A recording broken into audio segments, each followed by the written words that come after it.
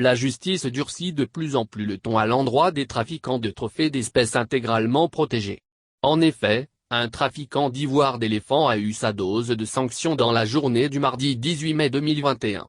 Le tribunal de Nati Tingou, par jugement contradictoire et en premier ressort en matière correctionnelle et de flagrant délit, a retenu le prévenu dans les liens de la prévention, de commercialisation de trophées d'espèces intégralement protégés, a condamné le trafiquant à 48 mois d'emprisonnement ferme.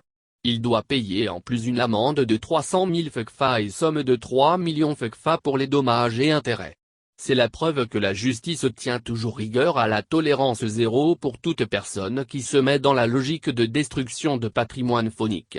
Quand on se souvient des dispositions des articles de la loi N-2002-16 du 18 octobre 2004 portant régime de la faune en République du Bénin et de son décret d'application, on se rend compte que la justice fait ce qui est de son ressort dans la lutte contre la criminalité faunique.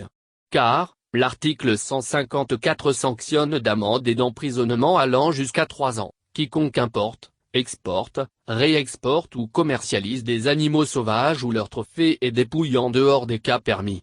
Au regard de cette disposition de la loi sur la faune, les trafiquants pris en flagrant délit de commercialisation doivent répondre de leurs actes. Il faut signaler que les décisions dissuasives participent à la lutte contre la criminalité faunique et à la protection du patrimoine faunique pour lequel le gouvernement de la rupture ne cesse de se battre. Et pour la sauvegarde des espèces protégées, les activistes se battent au quotidien. Le programme ALF Bénin du réseau Aigle ne cesse de renouveler son appui technique au gouvernement pour redonner espoir à la survie des espèces menacées d'extinction.